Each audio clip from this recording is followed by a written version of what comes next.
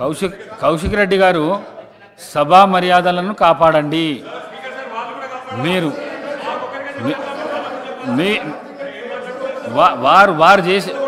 వారు చేసినందుకే వారు లేచిండ్రు, మీకు తెలియంది కాదు. మీరు చాలా సీనియర్ శాసనసభ్యులు, మీరు చాలా సీనియర్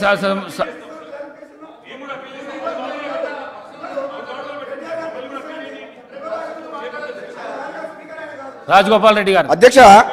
అధ్యక్ష నేను వ్యక్తిగతంగా స్టార్ట్ చేసిన జగదీశ్వర్ రెడ్డి గారు మాట్లాడిన మొట్టమొదట నేను చేయలేదు కదా అధ్యక్ష.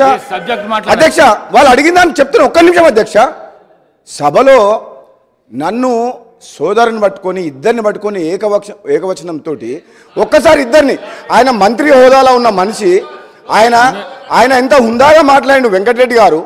నేను మెయిన్ స్పీకర్ని ఈరోజు సబ్జెక్ట్ మీద నేనెంత మాట్లాడుతున్నా, మా ఇద్దరిని ఉద్దేశించి ఆ విధంగా మాట్లాడము ధర్మమా అధ్యక్ష? అది నోటికొచ్చినట్టు పార్టీ మారిందంటే మీలాగా అధ్యక్ష ఒక్క నిమిషం అధ్యక్ష మీరు వినాలి.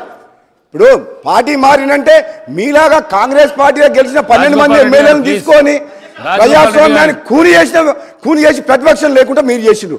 నేను పార్టీ మారితే నా పార్టీకి పదవికి రాజీనామా చేసి మారినా, మీలాగా దొంగ పని చేయలేదు, లంగ పని చేయలేదు.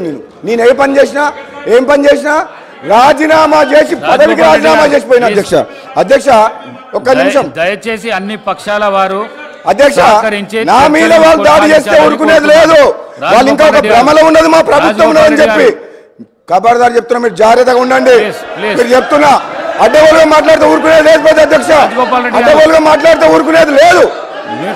10 ఏళ్ల పాటు భరించడం, వాళ్ళ 10 ఏళ్ల పాపాలను ఎండగట్టి వాళ్ళు తీసిన అవినీతిని బయటికి తీసుకొచ్చి వాళ్ళ ప్రజలు సమాధానం చెప్తారు అధ్యక్ష. నేను చెప్తున్నా, ఈయన అప్పులు చేసినామని అంటుండు, విద్యుత్ సంస్థలు అప్పులు చేసినామని అంటుండు. తప్పు లేదు. మన రాష్ట్ర అభివృద్ధి కోసం, పవర్ ప్లాంట్ల కోసం ప్రాజెక్టుల కోసం అప్పులు చేస్తే నష్టం లేదు అధ్యక్ష, నష్టం లేదు.